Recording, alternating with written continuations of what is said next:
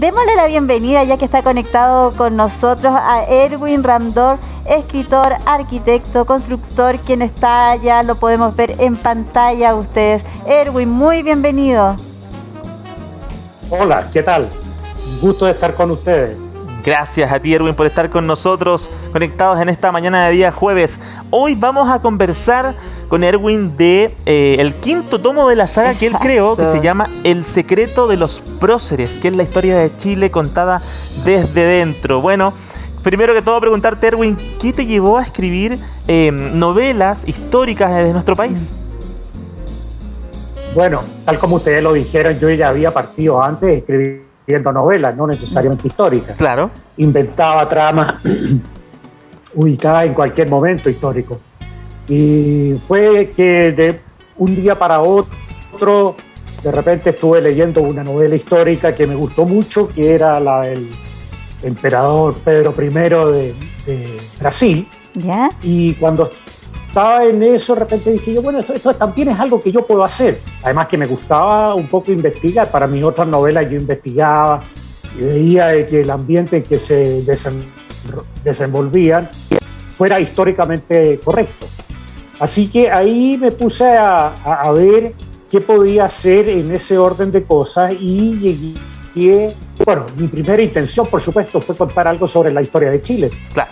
Y entonces empecé a buscar novelas históricas del tiempo de la independencia y la verdad es que no encontré nada que fuera significativo. De hecho, las primeras de Alberto Blesgana tratan en el año 1850 o algo así. Entonces no había.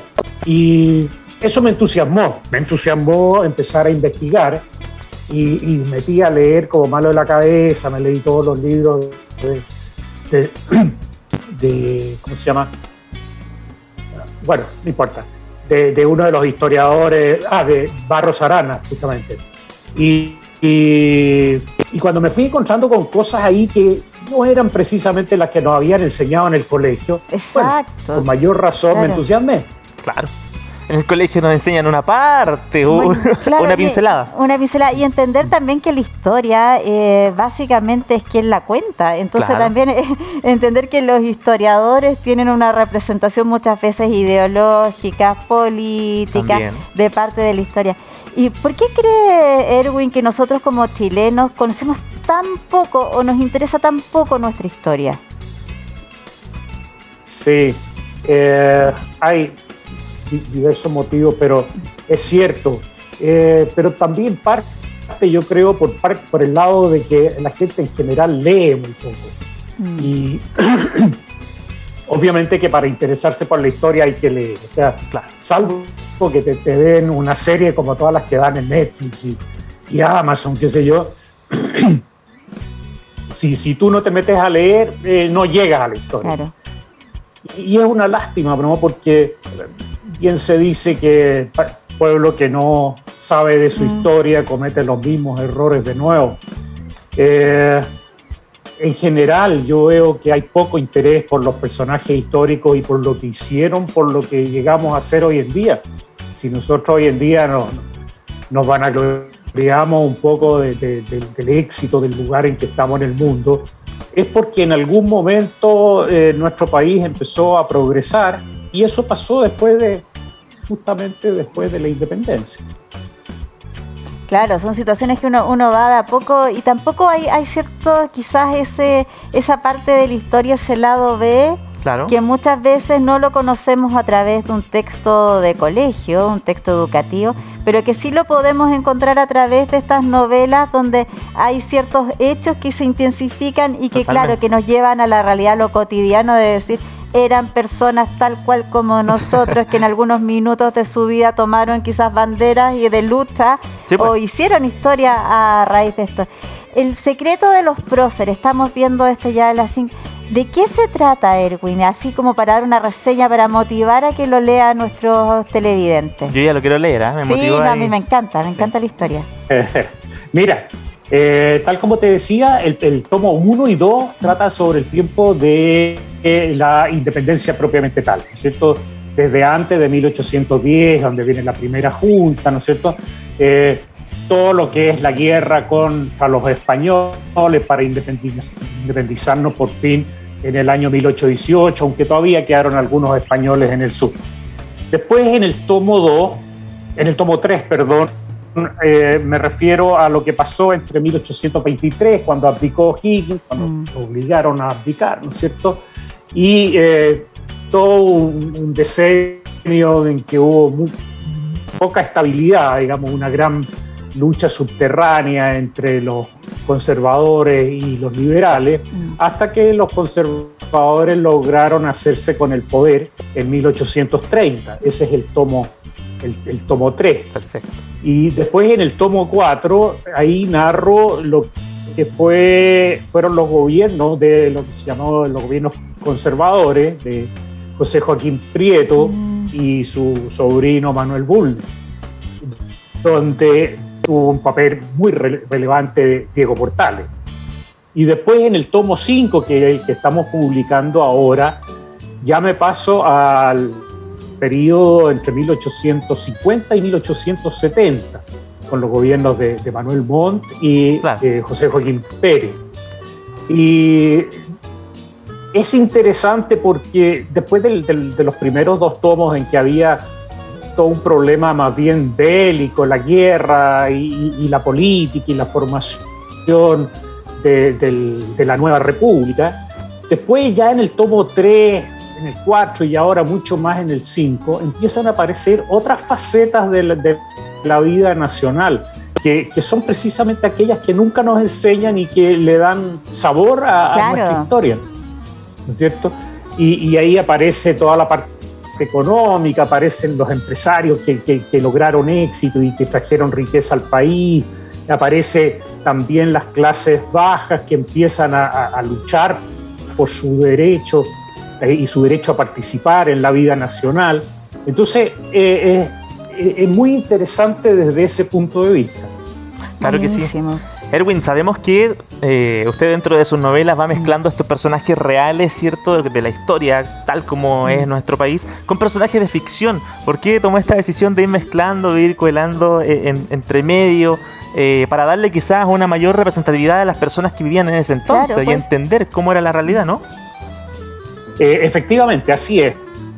Y claro, cuando uno inventa personajes, ¿no es cierto?, los introduce en todos los vericuetos de la historia y ellos están ahí, o sea, están presentes, están viendo lo que está pasando. Cosa que cuando no hay esos personajes uno tiene que relatar siempre como que alguien lo dijo a alguien. Claro, sí. Claro. Y entonces yo inventé estos personajes y los primeros de ellos que eran 2, ¿no es cierto? Básicamente una persona muy acaudalada, un hacendado, dueño de una tremenda estancia, y su sirviente. Entonces me permitía ver lo que pasaba desde un punto de vista y desde el otro, cómo actuaban en la clase alta y qué es lo que pensaban en la clase baja. Y bastante notorio. Y eso se siguió después. Sí. Oye, Erwin, y hay dentro de la investigación que has realizado para las diferentes novelas, ¿hay algún hecho puntual o algún personaje que te haya llamado la atención, así que tú hayas dicho, uy, esto jamás me lo imaginé?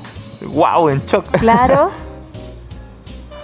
Bueno, ahí con respecto a eso, hay muchos hechos que son de diversa naturaleza, ¿no es cierto?